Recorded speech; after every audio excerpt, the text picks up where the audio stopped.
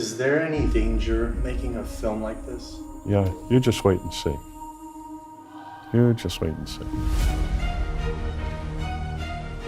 The temple's a kind of a bank, really. The money that is flowing into that place is beyond belief. Everyone in the Western world's entire life is affected by the church. We're talking about some of the most powerful, profitable industries on the planet. This industry operates on the basis of guns, political support, media support manipulated with money, backed by religious feelings. It's a conspiracy of silence. Nobody talks about it, nobody shows it. When I'm thinking, I'm not thinking what to say, but what not to say. Yeah.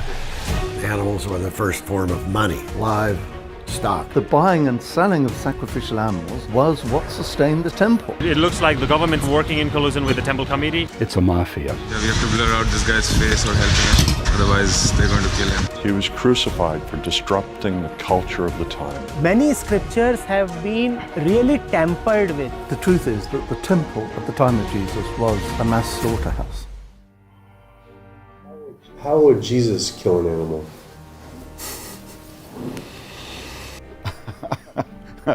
That I have no idea. Him saying, I can kill this animal, or let's do that again. That's not good. It's easier to cover up the truth than to talk about it. If your films affect people's beliefs, that will make you a threat in their eyes, and industry will move to neutralize the threat. When going against mainstream beliefs, especially religious beliefs, you can expect to be threatened. You only have to look at the incident of the cleansing of the temple. He drove them out of the temple, cattle, sheep, and all. It was that act that precipitated his trial and his execution. Do they want us activists to be crucified? You have no idea the far-reaching power of the church. They will stop at nothing to keep this truth from getting out. I think we need to wrap things up.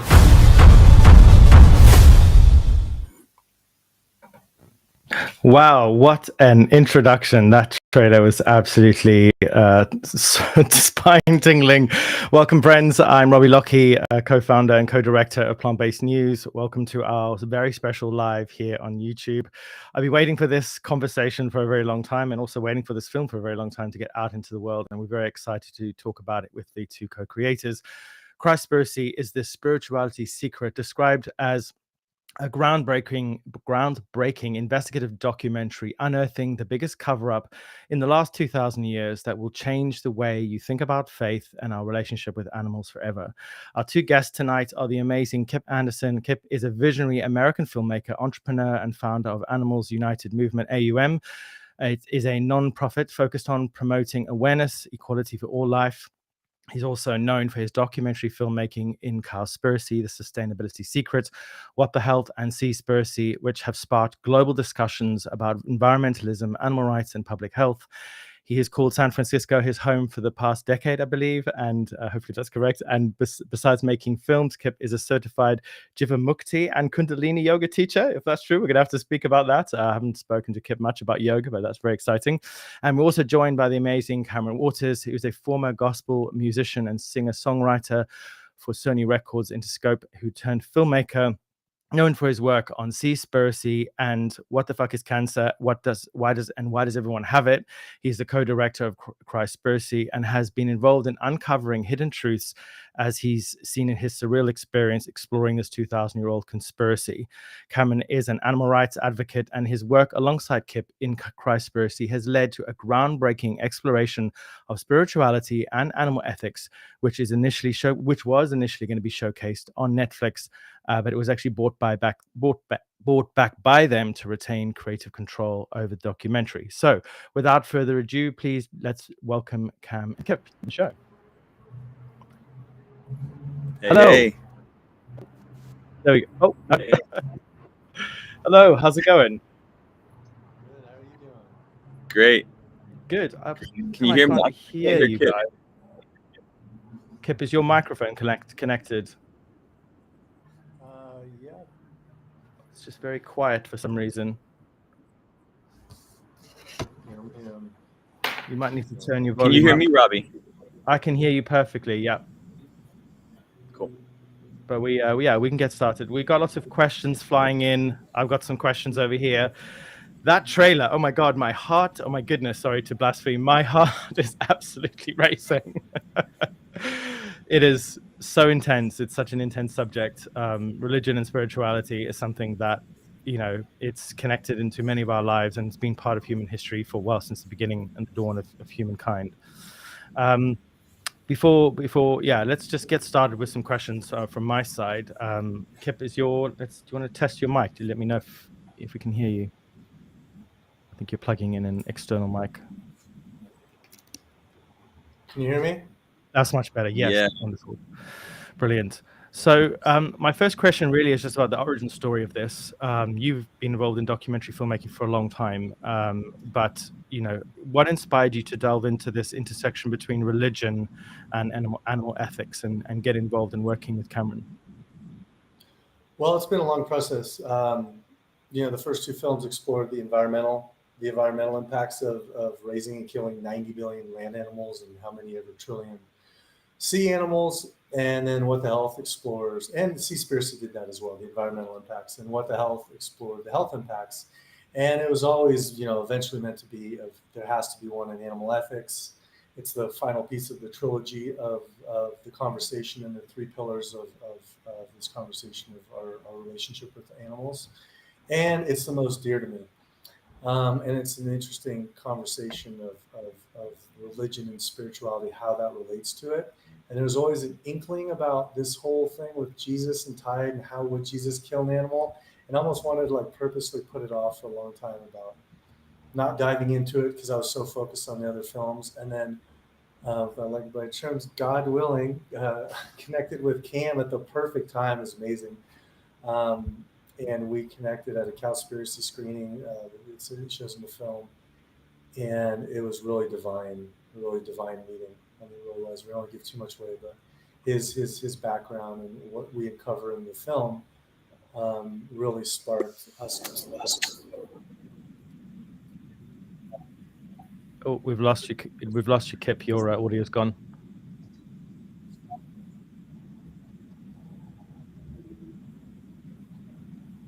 The gremlins.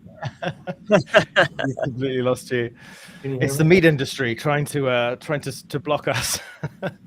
That's what I always blame. You're back. Yeah, we got you. Meat industry or Meta? I just realized Meta has the same letters, which is kind of funny. It does. Can you hear me or still not anymore now? Yeah, we got you. Oh, okay. Where's the last part? The meeting Cam? You met Cam at the Cowspiracy premiere. Yeah, and his background, it was really divine timing because I was just getting ready to figure out the next move. And there's always asked, when are you going to make one on animal ethics? But how do you do that to make it compelling, interesting, and powerful and impactful? And then meeting Cam with his background that he'll share was the perfect divine timing. And so what he found out on his own, we were able to then go on exploration around the world and discover what you'll see in the film. But not only that, it's really a film beyond religion and beyond Christianity and Jesus. It's a film exploring the entire spectrum of animal ethics. Is there a spiritual way to kill an animal? And the sociological impacts, the psychology impacts, the historical, where this came from, and it goes on and on. It's a really, you've seen it, Robbie. It's a full spectrum film. Yeah, it's amazing. Same question to you, Cam. Tell us a bit about how did you get involved in this conversation, this story? Where did that come from? Because obviously it's one of those things where unless you were specifically looking for it, you might not have found it. Yeah, again, some of the stories in the film, so I don't want to give too much away, but the short and sweet, I guess, would be that, like you mentioned, I was raised deeply in the church, a family of ministers, music ministers, gospel singers, etc. And in my basically late teens, early 20s, as I transitioned into taking it a part of my own journey into a career as a gospel musician and taking my ministry, I guess, to the next level. I was participating at the time in what's called a Daniel fast. It's a kind of a religious fast that Protestants take part in, that's based on a story in the Bible where the biblical prophet abstains from meat and wine, etc., and just basically only eats vegetables. And it's something that's supposed to draw you closer to God. And I was participating in that, found it to be very, very impactful, insightful, found a lot of things to just became more clear during that time. And so I just never stopped. I kept going on it. I didn't know much about the animal ethics side at the time, but then because of the journey, started to learn a lot more about that. And as I did, found that some of it felt at times like I had not been told this, or I had not been able to discover this in my own faith, and turned to the scriptures, turned to my leaders, and also just chatted with my peers. And the more it seemed I talked about it, the more it seemed it was a bit of an uncomfortable conversation for a lot of people. And even for me at times, it really challenged me. And so over the course of a number of years, I just tried to look into what does my faith personally have to say about how we treat animals, and specifically how we exploit them to consume them, etc. And towards the I guess around 2016, 2017, I ran into Kip at that divine encounter and started that conversation with him. The conversation was much easier than with some of my peers with him because of the work he's already done thus far. And it was a match made in heaven. I feel at that moment where we realized, hey, we have to make a film about this. Amazing. Well, it is. I've seen it myself. It's incredible. One question that's kind of, I guess, a more pointed one, which I get asked a lot when I've talked to a lot of my Christian friends about this film who haven't seen it yet. Their first thing is does this film criticize Christianity? I don't know who wants to take that one. I could share on that. I mean, as someone who was, raised in that tradition, I feel absolutely not. We've screened it with many, many people from the same tradition, even people much more fundamental. They feel absolutely not. It was never our goal to necessarily criticize any religion. And like Kip mentioned, we go through all religions in this film, and it's an equal opportunity offender, I would say, in some ways, but not intentionally. It just, there's a lot of challenging, I would say, questions around how we use or utilize our faith sometimes to justify how we treat animals in a particular way. And that maybe that was never the intention of those faiths to do that, or the founders of those faiths. So I would say it's not a singular, we're not pointing fingers at anyone in particular. And the feedback from people in religious communities are very powerful. And it's so much more than that. We've had people that, have no religious background, agnostic, atheists, don't care. They love this film too from our test screening. So I'd say it's broad spectrum. Amazing. Yeah, I would add to that if anything, what it does, it's not bashing, it's revealing. It's like it's uncovering some murkiness and some not clarity that just doesn't make sense in these stories that don't really add up when you dig into them. It's like, wait, that doesn't connect. And then when you connect the dots, you go deeper and deeper like the previous films, and you remove all the veil, you remove the obstacles, remove what's been hidden, remove the mistranslations, and then you're like, oh, this makes sense now. It didn't make sense before. So anyone from atheists really connect with this film, which is amazing. But then even, like as Cam said, fundamental Christians and people who've learned about some of these stories, you see, it's like, oh yeah, that makes sense now. So it's like, it's really unveiling clarity. That leads me on to my next question, Kip, to you. You're a documentary filmmaker, and documentaries are all about asking a big question. And when you start your documentary, you don't know the answer to that question. It's about going on a journey and trying to find the answer to that question. And great documentaries are about weaving a powerful narrative and taking the viewer on a journey of discovery. I can safely say every documentary you've ever made is a journey of discovery and has been thrilling to watch. It's not just, a kind of David Attenborough style where, we're going to go and learn about Christianity now. And it's really thrilling. You guys have produced something that grips people, because obviously there's a narrative arc that needs to happen to maintain good storytelling. But do you want to talk a bit about like your method of great storytelling and weaving a narrative? And then also, whilst you were doing that, what are some of the most interesting and eye-opening things that you realized or experienced whilst making this film? Yeah, it's a good question on the filmmaking side. Well, I'll just say, start off with the hero's journey is something that really appeals to me. And I do have to give so much credit to Keegan, made the first two films with him. He taught me a lot about storytelling and filmmaking. And then at that time, we really got into the hero's journey and that process of, if anyone already knows it, just the hero's journey and how that goes. But then the key, what we do with our films, and Cameron particularly is for sure in this one, is as we go in the film, this film mostly follows Cam's journey, and mine too. I have a big transformation in this film, actually, because I knew nothing about religion or Jesus before, and by the end of it, I know a lot. But there's always a transformation that takes place in the hero's journey.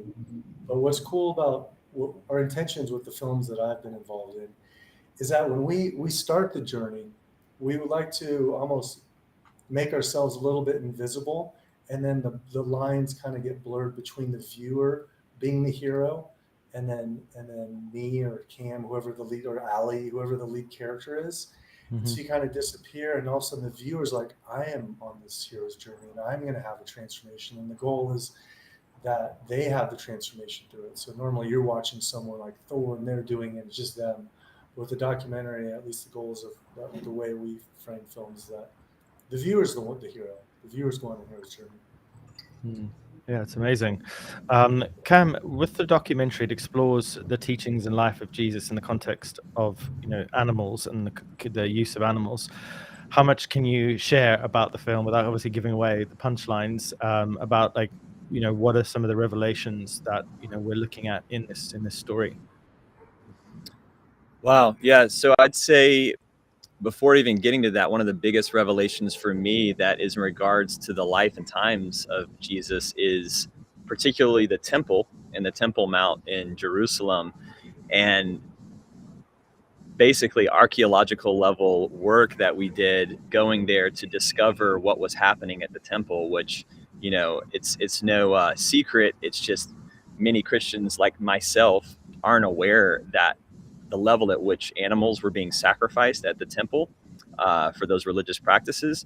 And so or even the scale. And so without giving too much away, one of the biggest revelations was Indiana Jones kind of level discovery that we did going to the Temple Mount, and jaw-dropping discoveries about that system that was operating and how animals were being treated. That was a huge one for me. And then, really looking into the core narrative of what, Jesus, Yeshua, and the earliest followers, the Nazarenes, were really focused on in that time. And, there's a lot of talk and a lot of discussion about the message that was coming through, and everyone's covered the core messages that we've all known and heard. But I think this is one particular aspect that just people haven't received yet. And it's maybe the biggest, in my opinion, as someone just coming from my faith. If I had known this a long time ago, things would be a lot different for me up to this point. So again, another one of my biggest revelations, we went to translators of, Hebrew in the scriptures, and really getting into what are some of these scriptures actually saying, what these questionable ones that discuss, ethics, especially towards animals, what's really being said. And there was some divine aha moments that came through that just blew us away and reframe what it really means, I feel, to be a follower of Jesus or someone who practices faith in that way. Amazing. Kip, tell us a bit about the testing of a documentary, because obviously this is a big deal, this storyline, and you want to be able to, when you get so close to a film, if you've been staring at it for weeks and months and even years, you can get too close to the material, but you obviously, need to put it out into the world and test it on people. What has the testing been like, especially on religious communities? How have people reacted to it? Yeah, it's such an important part of making the film, because you get so involved and you see the film 1,000 times more than literally, and you get jaded to all the big facts that are in the film and the reveals and the climaxes and all that, everything. And so once you really see the film is once you start showing it to other people in test screenings, and that's because then you see through their eyes. And we always purposely do it to like back before, we would do it to a Craigslist audience, or we do it, and it would be not vegans, because we want to do it from an eye of, we feel at the core most vegans are going to like many of these films, but really how does it resonate with just the everyday person? And for this film particularly, how does it relate to, we want to make sure it can relate to everyone from conservative Christians all the way to atheists, because I'm not necessarily religious myself, And I want it to relate to everyone. We want it to relate to everyone. And so for this film, we did a broad spectrum of people. And I have to say, with this film, with the pre-test screenings we've had of all the previous films, it has had the most powerful, visceral responses and incredible testimonials that are just really personal. That has just been phenomenal. Probably more profound, I would say, than the previous films. And it's like, we thought we were on the way, and then once you see it, like, even I would say, Cam would say, even more than we thought. It was just really nice to see everyone from like conservative Christians like loving this film to borderline, even if they're Buddhists or yogis loving this film, something relates to them, all the way to atheists. So it's really, everyone can really get something out of it, and that's what we found. It's been amazing. Amazing. And have there been any like people watching the film and going, I'm going vegan, or I'm going plant-based, or I'm like not eating meat? Oh yeah, big time. And it comes from a thing of the cool thing about this film is that too is you have call to actions, you have things that happen at the end. What I feel is, say, you definitely would say inspires compassion. But what's cool about this film, the call to action is also action. Jesus was an activist, so even if, say, you are vegan or you're compassionate or you're plant-based or whatever, what level you're on, it's taking that next level of making a difference in the world. It's one thing to do something for yourself, like health-wise or just, what you're doing, but taking it to the next level where you're really helping others and you're really doing your best to make a difference in this life for other lives. And that's what's, I feel, and other people felt inspired by this film. It has a very powerful ending where it really inspires. Like we said, one thing is this: the goal is this movie turns in. The goal is for this movie to turn into a movement of compassion. And we really feel it. Right, because that is what that's what the avatar of Jesus is a symbol of. The Christ consciousness. Some people talk about this idea of the compassionate nature of human beings. Let's just change up the questions a little bit. Let's move to the more spicy questions. Let's talk about Netflix. So Netflix was going to take on this film, I heard, and then they weren't. So yeah, tell us about what happened there, and why it's no longer going to be on Netflix. Yeah, so let's start with that, and keep going. So there was a Netflix original at the time called Cowspiracial, and I signed both the same day with Seaspiracy and Cowspiracial. That's how long this film has been taking to make. It's by far the most complex film of all the other ones. Seaspiracy took 5 years to make. We're right now in around 6 years. We're basically very close to being finished. But basically, when we started, it was called Cowspiracial, and it was a film on animal ethics. And it was good. They knew about me. Cam was involved. We were making this together, and they knew some of the aspect of it, but we didn't go really deep into what we were going to uncover. Let's say the religious element and Jesus in particular. And as they saw the first cut, we were still in the process of making the film. And they saw some of this that you'll see in the film of like, okay, wow, this is pretty intense. We also talk about the Dalai Lama. People don't know the Dalai Lama eats meat. If anything, my background would be yoga and Buddhism. And I love the Dalai Lama. I was a big fan of him, and I was really surprised to learn that he eats meat. So we're looking for, is there a spiritual way, is there a Buddhist way, a Christian way to eat animals some way ethically? And as we explored this, these are some pretty triggering questions. And as we went down further, Netflix saw the first couple cuts, and it felt like they wanted, basically, without tons of respect for Netflix. I'm so grateful for all they've done. Let's say with this one is a very challenging, very confronting film, especially when you talk about religion. They wanted to take a direction in one way, and we wanted to take it the direction we were taking even deeper. So as we were going deeper, they were wanting to go this way, and then it eventually became to a part where they realized like these guys are not budging, and it came to a very difficult decision. Like, wow, are we really going to walk away from the Netflix original to keep what we feel is the integrity of the film, the way the story has to be told? And then along while we're making it, there's a big, huge part in India about this film, a big revelation in India, that everyone in India, when we were there, like, this movie's going to be massive in India. Like, oh my God, Netflix isn't even really in India.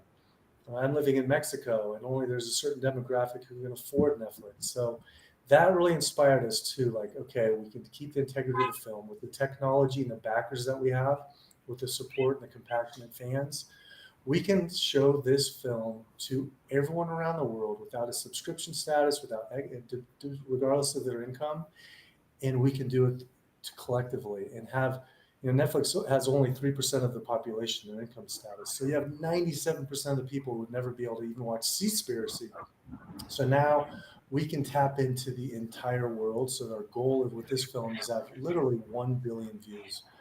That being said, we really, with this more than all the other films, we're really looking for everyone's support. Amazing. Do you want to add anything to that about the ride with Netflix, Cam? Yeah, I mean, it was I was so excited because as a kind of an aspiring filmmaker when I met Kip, my background is in music, but as I went down into this, research, I knew that along the way I would have to start capturing some things, and to be able to say that my first film was going to be a Netflix film, I was really pumped on that. So the day that we had to make that decision, it was really, really hard for sure. I mean, like devastatingly hard.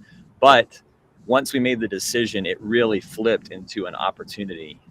And that's what we feel now, is now we have the opportunity, like Kip said, to reach so many people with this, to have such a powerful call to action with the film, because these films on these major streamers, they don't really allow for that much of a call to action or a place direct to afters to really make real impact right away. And that's something that we're planning with this in a big way. And so while it was very stressful at the time, now I see the meaning why, and I think it's going to take a lot more grassroots level support to replace that major marketing machine of Netflix, which is why we're doing this Kickstarter, and we absolutely need every piece of support that we can get to do this. But when we do it right, because I believe we can, I believe in this community big time, it's going to be far bigger at the end of the day than it ever would have been on Netflix. That's how I feel, for sure. I'm on mute. Sorry about that. Before we talk about the Kickstarter, and you should all go and support the Kickstarter, and I just put the link in the comments. Let's continue with these more controversial questions.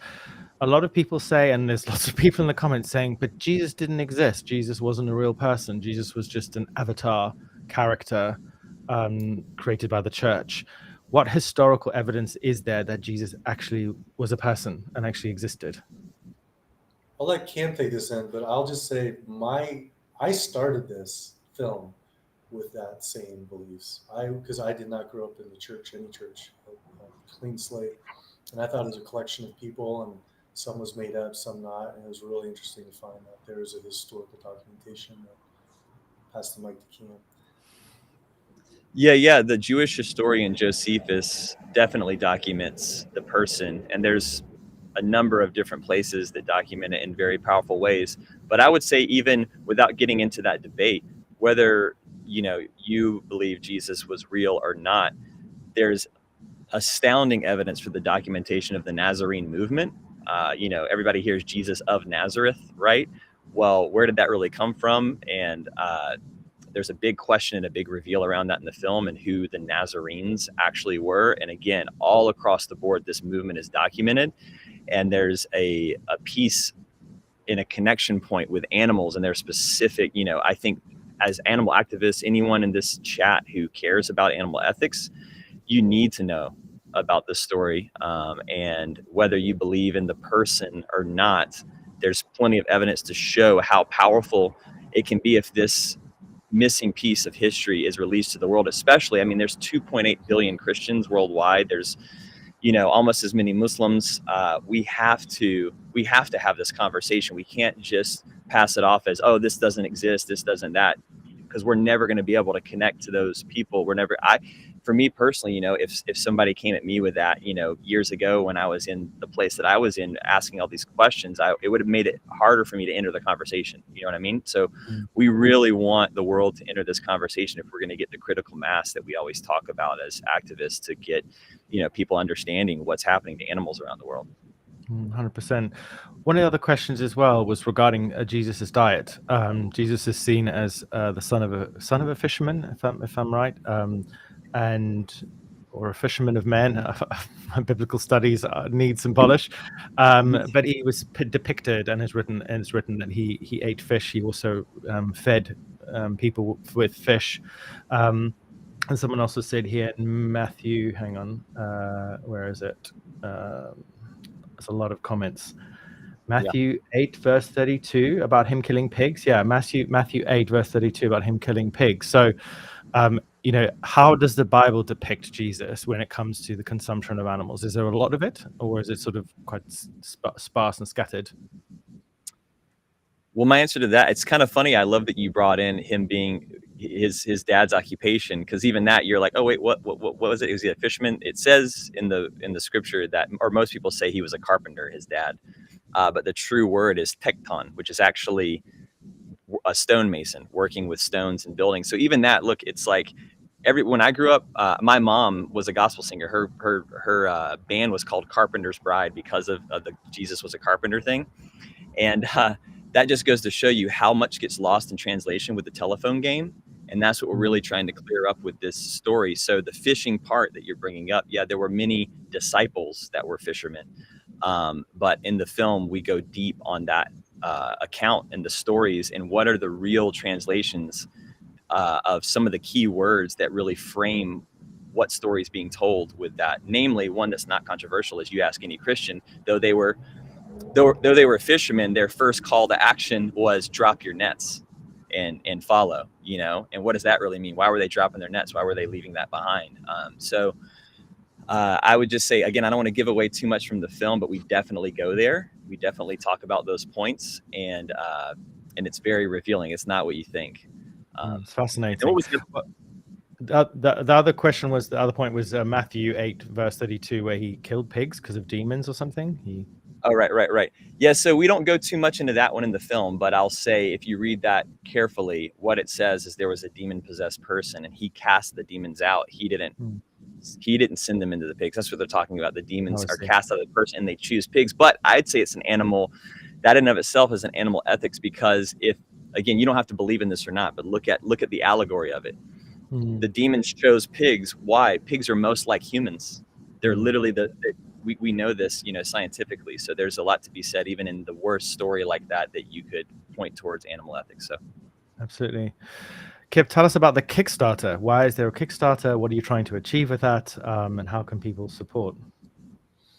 Well, the big one we did actually for Cowspiracy and Without, we did crowdfunding for those films. Thank you for everyone who was on here and joined and was part of that film, because you can look back and say you're part of history. This one, because we walked away from Netflix, we're releasing it on our own.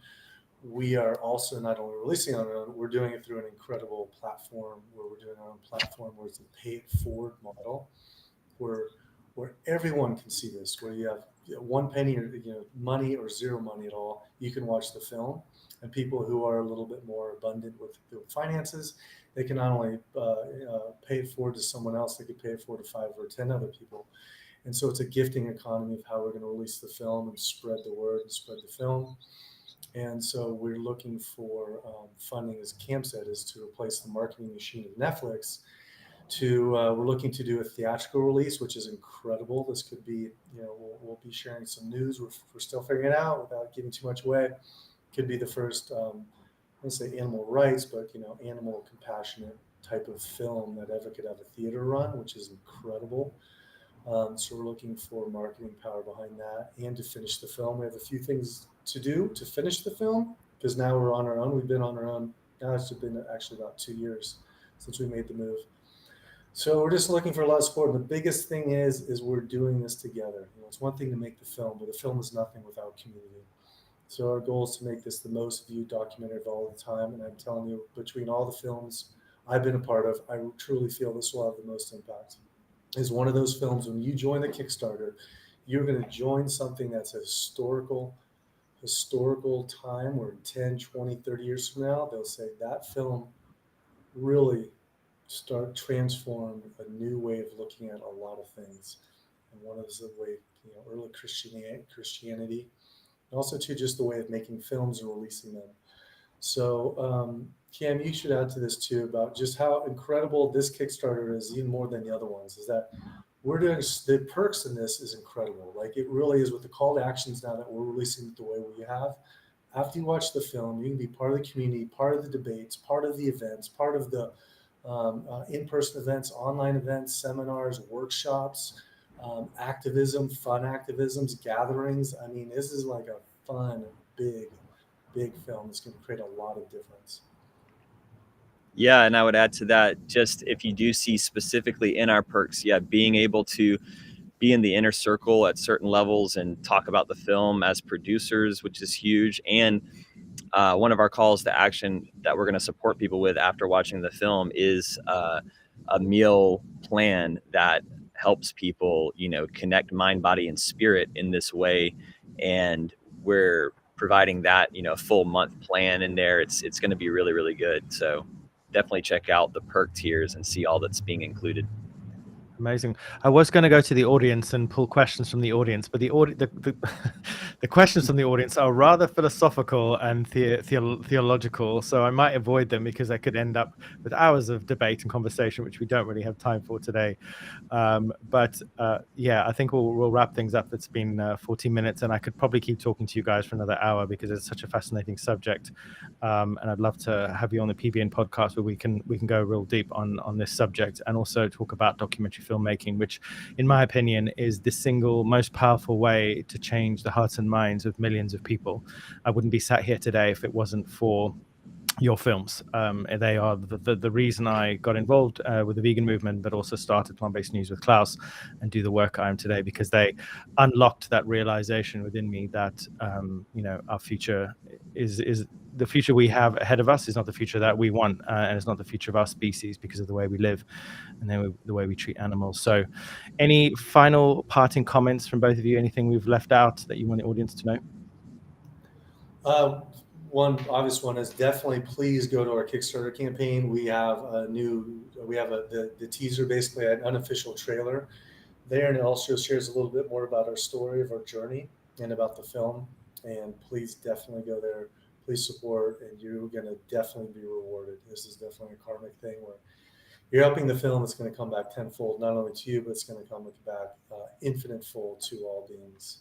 And especially in the time, I just want to acknowledge the time that we're in. It's a difficult time for a lot of wars and things happening. And so we really feel that this film is coming out at the perfect time. So please support to align with. Yeah, I would actually just add to those two specific points as well. In this time, I would say there's never been a better time for a film like this, because the ultimate message truly is one of unity and of compassion.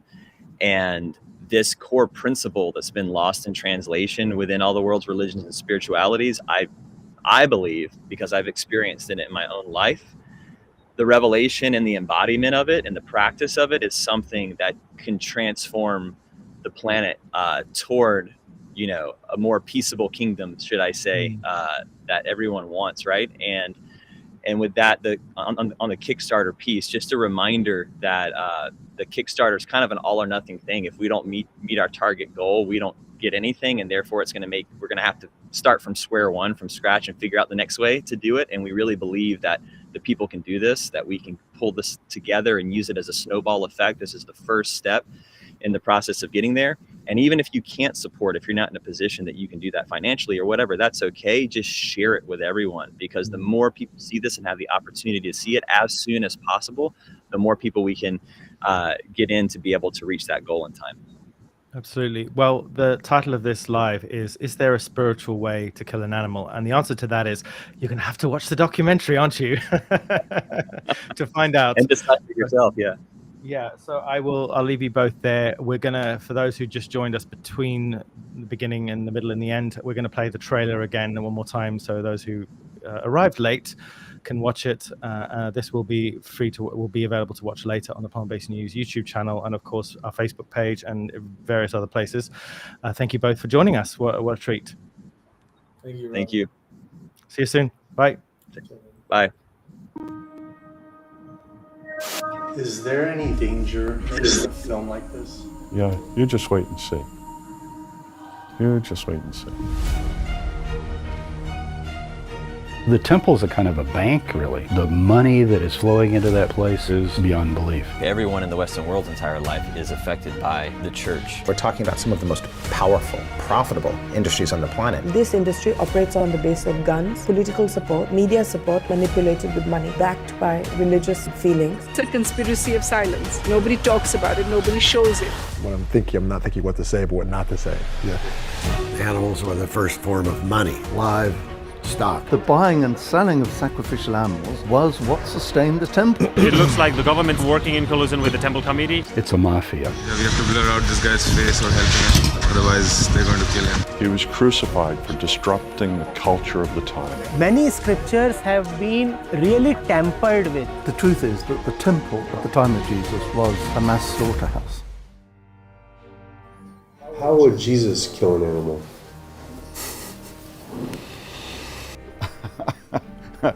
That I have no idea. Him saying, I can kill this animal, or let's do that again. That's not good. It's easier to cover up the truth than to talk about it. If your films affect people's beliefs, that will make you a threat in their eyes, and industry will move to neutralize the threat. When going against mainstream beliefs, especially religious beliefs, you can expect to be threatened. You only have to look at the incident of the cleansing of the temple. He drove them out of the temple, cattle, sheep, and all. It was that act that precipitated his trial and his execution. Do they want us activists to be crucified? You have no idea the far-reaching power of the church. They will stop at nothing to keep this truth from getting out. I think we need to wrap things up.